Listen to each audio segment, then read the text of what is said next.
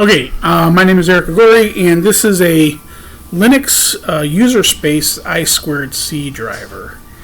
So I developed this so I could interface some sensors to the Raspberry Pi for the purposes of including them in a robot.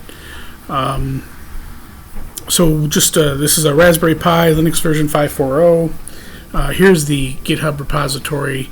This is actually, we're running the user space driver is here, and the particular sensor I'm interfacing to, there's two of them, are VL6180X. These are time of flight sensors. So what you can do is basically, here's the driver. You can see that. Now we go ahead and run it.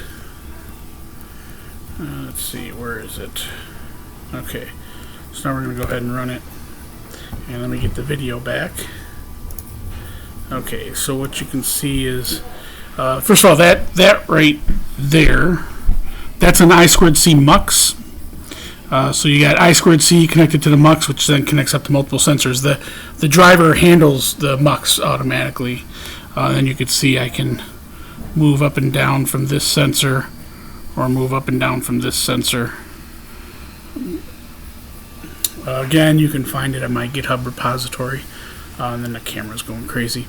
So you'll be able to connect up. The driver actually supports, the driver is broken up into two pieces. As you can see, there's a user space I2C driver. The I2C driver actually includes the MUX driver. So, and then you create, depending on what you plug into the MUX, there's a separate driver for that, and then it's the way you instantiate it. Let's see, I can do a cat, it's a cat main.cc. Yeah, it's the way you instantiate it. So you can see here you instantiate the driver, and then you add the ports to tell it you instantiate the driver here, the I2C driver, and then you tell it what's connected to each port. That's port 0 and port 7 here. And then you go ahead and instantiate the driver for the particular sensor and pass it the I2C driver.